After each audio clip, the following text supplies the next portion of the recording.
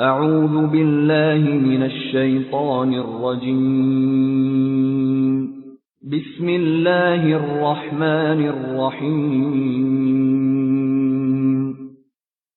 Surah 108, Al-Kauthar, Abundance, Makkan period. Title: Al-Kauthar, Abundance, a word in the opening verse came to be known as the surah's title. Period of revelation. On the authority of Abdullah ibn Abbas, Abdullah ibn al-Zubair, and Aisha ibn Maududi asserts that this is a Makkan surah. The same is affirmed by Muqatil and Kalbi, as also the consensus of Quranic scholars. However, Hasan Basri, Mujahid, Ikrama, and Qatada regard it as Madinan. In his Al-Itqan, Imam Suyuti endorses this view. In his Sharh Muslim, Imam Nawawi upholds the same position. Their stance stems from Anas ibn Malik's report cited by Imam Ahmad, Muslim, Abu Dawud, Nasai, Ibn Abi Sheba, Ibn al-Mundhir, Ibn Murdawayh, Bihaqi, and some other hadith scholars. The report is as follows. The Prophet, peace be upon him, was sitting in our midst when he felt drowsy. Smilingly, he then raised his head. On being asked as to why he was smiling, he himself explained, "Just now a surah has been sent down to me." Then, after reciting Bismillah, he read out Surah Al-Kauthar. He then asked us the meaning of Al-Kauthar. When we requested him to elucidate, as Allah and His Messenger know best, he said, "It is a fountain in paradise, granted to me by my Lord." Since Anas is Madinan, his report is adduced as proof of this being a Madinan surah. However, the same Anas reports that Al-Kauthar, a fountain in paradise, had been shown to the Prophet, peace be upon him, during his night journey, which happened in Makkah much before the Prophet's migration to Medina. This report from Anas is cited by Imam Ahmad, Bukhari, Muslim, Abu Dawud, Tirmidhi, and Ibn Jarir.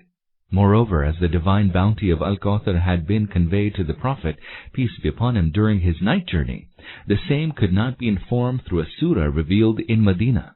Furthermore, had the Prophet, peace be upon him, conveyed the news about Surah Al-Kauthur's revelation to a group of companions, how could such well-informed companions as Aisha ibn Abbas and Ibn al-Zubair speak of it as Makkan, and how could so many Quranic scholars subscribe to their view? On a little reflection, there appears to be a gap in Anas's above report, whereby it does not specify the context in which the Prophet, peace be upon him, informed those present about the revelation of Surah Al-Kauthar. It is likely that at the time it was revealed to him that the point under discussion be elucidated in the light of this surah, and at that point he stated how this surah had been revealed to him. Such incidents recur in Sirah, which have led Quranic scholars to conclude that some verses were sent down to the Prophet, peace be upon him, twice. What this means is that Allah drew the Prophet's attention to an already revealed verse at a later date. In such instances, then, it is difficult to fix the exact date or period of its revelation.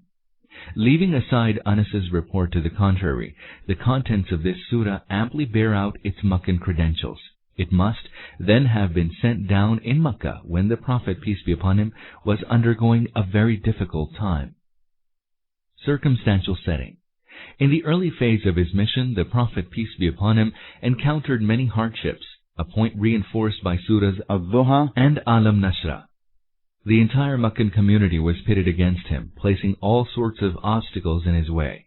He was vehemently opposed, and he and his companions could not even remotely think of any breakthrough, let alone success. Against that backdrop, Allah sent down to him several verses to boost his morale and console and comfort him.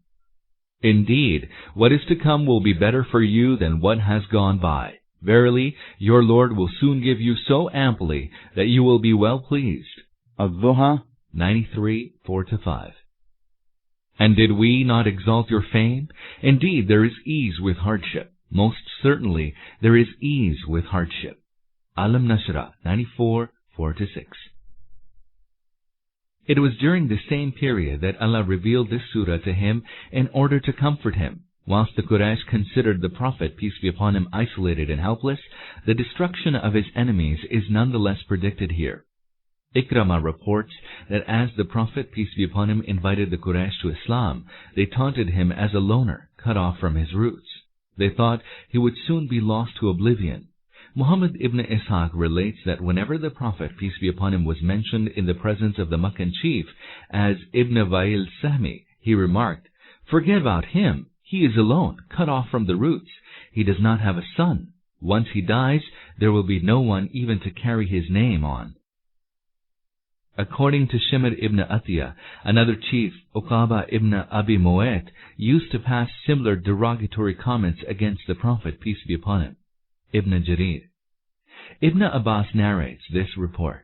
Once when Qab ibn Ashraf, the Jewish chief of Medina, visited Mecca, the Quraysh chiefs told him, "Look at this lad who is cut off from his community, yet he considers himself superior to us, although we arrange for pilgrimage and provide water to pilgrims." Bazar. Ikramah adds that the Quraysh had used the following words about the Prophet, peace be upon him, on that occasion: "A weak, lone person without issue who is cut off from his community." Ibn Jarir. Ibn Sa'd and Ibn Asakir quote Ibn Abbas's following version. Qasim was the Prophet's eldest son, followed by Zainab, Abdullah and 3 daughters, Kulthum, Fatima and Ruqayya. Of them, Qasim died first and then Abdullah. Upon this, As ibn Wa'il remarked, "His root is cut off from the roots." Some reports contain these additional remarks by As. Muhammad is cut off from the roots. He does not have a son to succeed him. When he dies, his name will vanish and you will get rid of him. Ibn Abbas's report, cited by Abd ibn Humayd, indicates that Abu Jahl had made similar remarks on the death of the Prophet's son, Abdullah. Shimr ibn Atiyah reports, as is quoted by Ibn Abi Hatim, that Uqaba ibn Abi Mu'ayt passed similar demeaning and callous comments on the Prophet's bereavement. Ata informs us that when the Prophet's other son, Abdullah, died, Abu Lahab, the Prophet's uncle and next-door neighbor, rushed to the Quraysh, giving them the good news that the Prophet, peace be upon him, had lost his male heir and was now a person cut off from the roots. It was against such adverse conditions that this surah was sent down. The Quraysh opposed him for his call to worship the one true God and for his denunciation of their polytheism. He also lost the esteem in which he was held in his pre-prophetic days and faced social boycott. His companions were too weak, subject to torture and persecution. His troubles were compounded by the death of his 2 sons, one after the other. His own kin and tribesmen, far from sharing his sorrow, celebrated his loss. They hurled such offensive taunts at him as are reserved for one's worst enemy. They behaved thus towards him, while he had been so kind and affectionate towards them. Allah therefore blesses him with the greatest glad tiding imaginable to man. O Prophet, we have surely bestowed upon you good in abundance. Verse 1. He is also promised that his enemies will be cut off from their roots. Bismillahir Rahmanir Rahim. In the name of Allah, the most merciful, the most compassionate. Inna a'tainaka al-Kauthar. O Prophet, we have surely bestowed upon you good in abundance. 1. The full meaning of the word Kauthar, as used here, cannot perhaps be expressed in one word in any language of the world. This is an intensive form of the noun kathrat, which literally means abundance. But the context in which it has been used does not give the meaning of mere abundance but abundance of good, of spiritual benefits and blessings, and of such abundance which is unbounded and limitless. And it does not imply any one good or benefit or blessing but abundance of countless benefits and blessings. Have a look again at the background of this surah given in the introduction. The enemies thought that Muhammad, peace be upon him, had been completely ruined. He was cut off from the community and had become utterly helpless and powerless. His trade was ruined. His male children who could perpetuate his name were dead. The message that he presented was such that except for a handful of the people no one in entire Arabia, not to speak of Mecca, was prepared to listen to it. Therefore, failure and disappointment would be his lot as long as he lived, and there would be no one in posterity to remember him when he died. Under such conditions, when Allah said, "We have granted you the Kauthar," this by itself gave the meaning, "Your foolish opponents think that you are ruined and deprived of the good things that you enjoyed before prophethood, But the fact is that we have favored you with unbounded good and countless blessings. This included the matchless moral qualities which the Prophet, peace be upon him, was blessed with. This included the great blessings of prophethood and the Quran, the knowledge and wisdom that were granted to him. This included the blessing of Tawhid and also of such a system of life whose simple and intelligible, rational and natural, and comprehensive principles had the potential to spread throughout the world and of continuing to spread forever afterwards. This also included the blessing of the exaltation of renown because of which the Prophet's, peace be upon him, blessed name continues to be exalted throughout the world since 1400 years and will continue to be so exalted till resurrection. This also included the blessing that by his preaching eventually such a worldwide community came into being, which became the standard bearer of truth in the world forever, which can claim to have produced the greatest number of the pious, virtuous and noble character people in any one nation, and which even when corrupted and deprived has the highest good in it as against every other nation of the world. This also included the blessing that the Prophet, peace be upon him, during his very lifetime witnessed his invitation and message attaining to the highest success, and the preparation of a community which had the power to dominate the world. This also included the blessing that although on his being deprived of the male offspring the enemies thought he would be lost to posterity, yet Allah not only blessed him with the spiritual offspring in the form of Muslims, who will continue to exalt his name in the world till resurrection, but also granted him from his one daughter, Fatima, the natural progeny, who have spread throughout world and whose only mark of distinction and pride is that they trace their descent from him. These are the blessings which the people have seen and witnessed as to how abundantly Allah has blessed his Prophet, peace be upon him, within the world. In addition, Kauthar also implies two other great blessings which Allah will bestow on him in the hereafter. We had no means of knowing these, therefore the Prophet, peace be upon him, himself gave us news of them, and told us that Kauthar also implied them. First, the fountain of Kauthar, which he will be granted on the resurrection day in the plain of assembly. Second, the river Kauthar, which he will be granted in paradise. About both such a large number of the ahadith have been reported from him through such a large number of the reporters that there remains no doubt about their authenticity. What the Prophet, peace be upon him, said about the fountain of Kauthar is as follows. 1. This fountain will be granted to him on the resurrection day when there will be the cry of Al-Atash, Al-Atash, thirst, thirst, on every side. The Prophet's, peace be upon him, community will gather together before him at it, and will be watered thereby. He himself will be the first to arrive at it, and will be occupying the central position. He has said, this is a fountain at which my Ummah will assemble on the resurrection day. Muslim, Kitab as Salat Abu Dud, Kitab as Sunnah. I shall have arrived at the fountain before you. Bukhari, Kitab al-Rikak and Kitab al-Fitan. Muslim, Kitab al-Fidal and Kitab at-Tahara. Ibn Majah, Kitab al-Manasik and Kitab al-Zizad. Musnad Ahmad, Marwiyat Abdullah bin Masud, Abdullah bin Abbas, Abu Huraira. I shall be there before you and shall bear witness on you, and by God, I am seeing my fountain even at this time. Bukhari, Kitab al-Janaz, Kitab al-Maghazi, Kitab al-Rikak. Bukhari, Kitab Manakib al-Ansar and Kitab al-Maghazi. Muslim, Kitab al-Iman. Tirmidhi, Kitab al-Fitan. I shall be near the middle of the fountain on the resurrection day. Muslim, Kitab al-Fidal. Abu Barza Aslami was asked, have you heard something about the fountain from the Prophet, peace be upon him? He replied, not once, or twice, or thrice, or 4 or 5 times, but over and over again. May Allah deprive of its water the one who belies it. Abu Dud Kitab as-Sunnah. Ubaydullah bin Ziyad thought that the traditions about the fountain were false, so much so that he belied all the traditions reported by Abu Barza Aslami, Bara bin Azib and Aib bin Ammar. At last, Abu Sabra brought out a writing which he had written down after hearing it from Abdullah bin Ammar bin Alaz, and it contained this saying of the Prophet, peace be upon him, beware.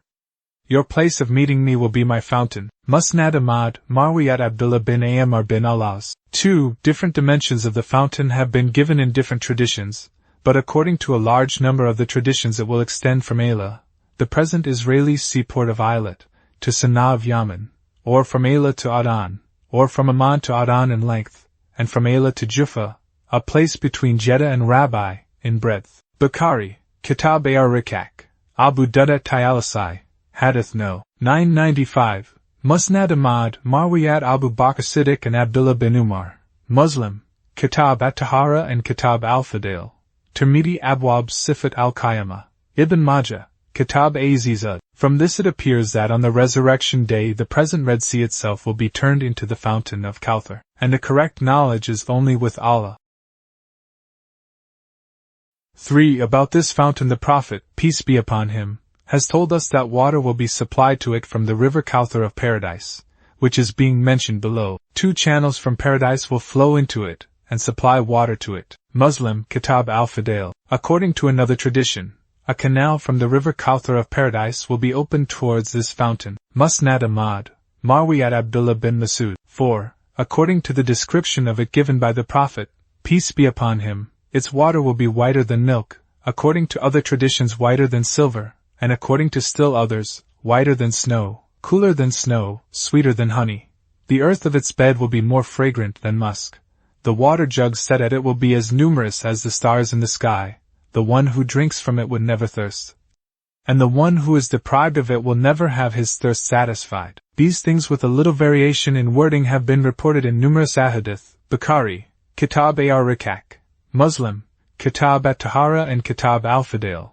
Musnad Ahmad, Marwiyat ibn Masud, ibn Umar, Abdullah bin Amr bin Awlas. Tirmidhi, Abwab Sifat al-Qiyamah. Ibn Majah, Kitab az-Zud, Abu Dud, Tayalisai, Ahadith No. 995, 2135. 5. Concerning it the Prophet, peace be upon him, warned the people of his time again and again, saying, after me those from among you who would effect changes in my way, will be removed from the fountain and will be disallowed to approach it. I shall say, they are my companions, but it will be said, don't you know what they did after you? Then I too shall discard them and tell them to keep away. This subject has been expressed in many traditions. Bukhari, Kitab ar-Rikak, Kitab al-Fitan. Muslim, Kitab at-Tahara and Kitab al-Fadail. Musnad Ahmad, Marwiyat ibn Masud, Abu Huraira. Ibn Majah, Kitab al-Manasik. The hadith which Ibn Majah has related in this connection contains very pathetic words. The Prophet, peace be upon him, said, beware. I shall have arrived at the fountain before you and shall pride myself by your means upon the greater numbers of my ummah as against other ummahas. Do not at that time cause my face to be blackened. Beware. I shall have some people released, and some people shall be separated from me. I shall say,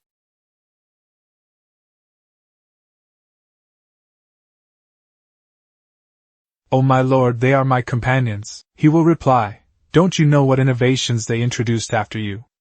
According to Ibn Majah, these words were said by the Prophet, peace be upon him, in his sermon at Arafat. 6. Likewise, the Prophet, peace be upon him, has also warned the Muslims coming after him till resurrection, saying, whoever from among you will swerve from my way and effect changes in it, will be removed from the fountain. I shall say, O Lord, they belong to me, they are the people of my ummah. In response it will be said, don't you know what changes they effected after you and then turned back on their heels? Then I shall also turn them away and shall not allow them to approach the fountain. Many traditions on this subject are found in the hadith. Bukhari, Kitab al-Muzakat, Kitab ar-Rikak, Kitab al-Fitan. Muslim, Kitab at-Tahara. Kitab as-Salat, Kitab al-Fadail. Ibn Majah, Kitab az-Zud.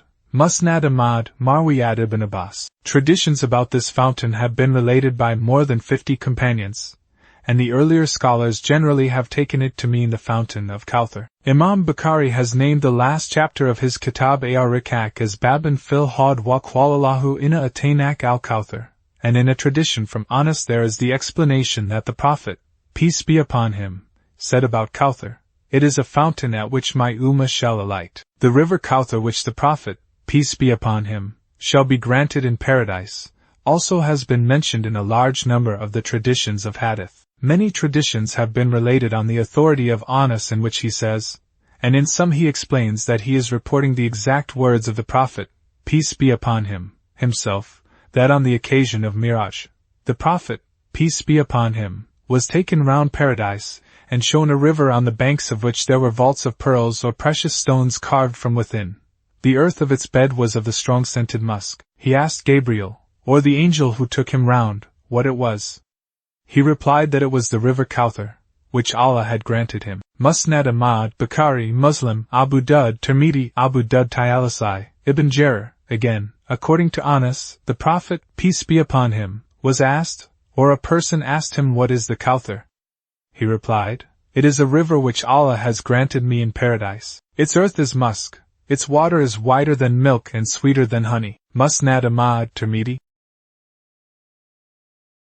Ibn Jarir, according to another tradition of Musnad Ahmad, describing the merits of the river Kauthar, the Prophet said that at its bottom there are pearls instead of pebbles. Ibn Umar says that the Prophet, peace be upon him, said the Kauthar is a river in paradise, the banks of which are golden.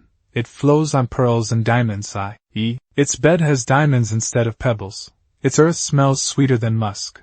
Its water is whiter than milk, or snow, cooler than snow and sweeter than honey. Musnad Ahmad, Tirmidhi, Ibn Majah, Ibn Abi Hatim, Darimi, Abu Dawud, Tayalisai, Ibn al-Mundhir, Ibn Marduyah, Ibn Abi Shayba. Usama bin Zaid says that the Prophet, peace be upon him, once went to visit Usama.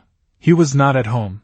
His wife entertained him and during the conversation said, my husband has told me that you have been granted a river in paradise, which is called the Kauthar. The Prophet, peace be upon him, replied, yes, and its bed is of rubies and corals and emeralds and pearls. Ibn Jarir, Ibn Marduyah. Though the sanad of this tradition is weak, the presence of a large number of traditions dealing with this subject strengthens it. Besides these marfu traditions, a great many sayings of the companions and their successors have been related in the hadith to the effect that the Kauthar implies a river in paradise. These traditions describe its qualities as have been mentioned above. For instance, the sayings of Abdullah bin Umar, Abdullah bin Abbas, Anas bin Malik, Aisha, Mujahid and Abu Aliyah are found in Musnad Ahmad, Bukhari, Tirmidhi, Nasai, and the books of Ibn Marduyah, Ibn Jarir, Ibn Abi Shayba and other traditionists. فَصَلِّ لِرَبِّكَ وَانْحَرْ. So offer prayer and sacrifice to your Lord alone. 2. Different commentaries of it have been reported from different scholars. Some of them take the prayer to mean the 5 times obligatory prayer, salat. Some take it to imply the prayer of Eid al-Adha, and some say that it implies the prayer itself. Likewise, the meaning of wahar and sacrifice according to some illustrious scholars is to place the right hand over the left hand and to fold them on the chest in the prayer. Some say that it implies raising both hands with Allahu Akbar at the commencement of the prayer. Some say that it implies raising both hands at the commencement of the prayer, at bowing for ruku and after rising from ruku. And some say that it means performing the Eid al-Adha prayer and then offering the animal's sacrifice. But if the context in which this command has been enjoined is considered, its meaning clearly seems to be, O Prophet, when your Lord has granted you so many and so splendid blessings, then you should perform the prayer only for His sake and offer sacrifice only for His sake. This command was given in the environment when not only the pagans of Quraysh, but the pagans of entire Arabia and the world worshipped their self-made gods and offered sacrifices at their shrines. Therefore, the intention of the command is, contrary to the polytheistic practice, you should remain steadfast to your creed. Your prayer is only for Allah and your sacrifice is also for Him alone. As it has been said at another place, declare, O Prophet, my salat and my sacrifice and my life and my death are all for Allah, Lord of the universe, who has no partner with Him. This is what I have been enjoined, and I am the first to surrender to Him. Surah Al-An'am, Ayats 162 to 163. This same meaning has been explained of it by Ibn Abbas, Atta, Mujahid, Ikrimah, Hassan Basri, Qatada, Muhammad bin Ka'b al-Qursi, Dahak, Rabi bin Anas, Atta al-Khurasani and many other major commentators. Ibn Jarir. However, this by itself is correct that when the Prophet, peace be upon him, enforced by Allah's command the practice of the Eid al-Adha prayer and the offering of animal sacrifice at Al-Madinah, he himself gave the first place to the prayer, salat, and the second to the sacrifice, as commanded in the verses, Inna salati wa nusuki and fa sali li rabbika wahar, and also enjoined on the Muslims to do the same, i.e., they should first perform the prayer, and then offer the sacrifice. This is neither the explanation of this verse nor the occasion of its revelation but a deduction made by the Prophet, peace be upon him. From these verses and his deduction of injunctions is also a kind of divine inspiration. إِنَّ شَانِئَكَ هُوَ الْأَبْتَرُ. Verily, Your enemy alone has been cut off from the roots.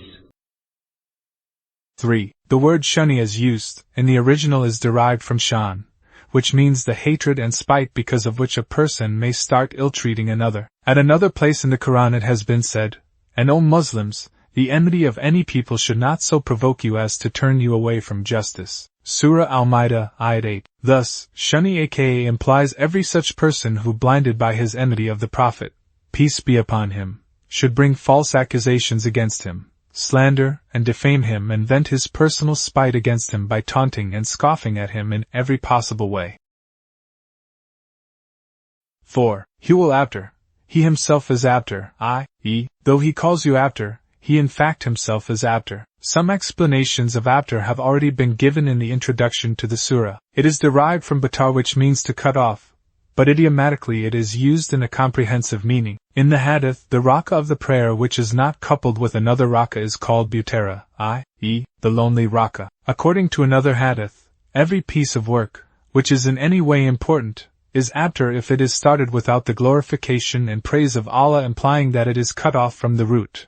It has no stability, and it is doomed to failure. A man who fails to achieve his object is after, as also the one who is deprived of all means and resources. A person who is left with no hope of any good and success in life is also after. A person who has been cut off from his family, brotherhood, associates and helpers is also after. The word after is also used for the man who has no male child, or whose male child or children have died, for after him there remains no one to remember him, and he is lost to posterity after death. In almost all these meanings the disbelieving Quraysh called the Prophet, peace be upon him, after. At this, Allah said, "O Prophet, not you but your enemies are after." This was not merely a reprisal, but a prophecy out of the most important prophecies of the Quran, which literally proved true. When it was made, the people regarded the Prophet, peace be upon him, as after, and no one could imagine how the big chiefs of the Quraysh would become after, who were famous not only in Mecca but throughout Arabia, who were successful in life, rich in worldly wealth and children, who had their associates and helpers everywhere in the country, who enjoyed intimate relations with all the Arabian tribes, being monopolists in trade and managers of Hajj. But not long afterwards the conditions altogether changed. There was a time when, on the occasion of the Battle of the Trench, A.H. 5, the Quraysh had invaded Al-Medina with the help of many Arabian and Jewish tribes, and the Prophet, peace be upon him, being besieged, had to resist the enemy by digging a trench around the city. After only 3 years in A.H. 8, when he attacked Mecca, the Quraysh had no helper and they had to surrender helplessly. After this, within a year or so, the whole Arabia came under his control. Deputations of tribes from all over the country began to visit him to take the oaths of allegiance, and his enemies were left utterly helpless and resourceless. Then they were so lost to posterity that even if their children survived, none of them today knows that he is a descendant of Abu Jahl, Abu Lahab, As bin Wail, or Uqba bin Abi Mu'ayt, the enemies of Islam, and even if he knows it, he is not prepared to claim that his ancestors were those people. On the contrary, blessings are being invoked on the children of the Prophet, peace be upon him, throughout the world. Millions and millions of Muslims take pride in bearing relationship to him. Hundreds of thousands of people regard it as a mark of honor and prestige to have descended not only from him, but from his family, and even the families of his companions. Thus, someone is a Sayyid, another an Alavi, an Abbasi, a Hashmi, a Siddiqui, a Faruqi, an Uthmani, a Zubairi, or an Ansari, but no one is an Abu Jali or Abu Lahabi. History has proved that not the Prophet Muhammad, peace be upon him, but his enemies were, and are, after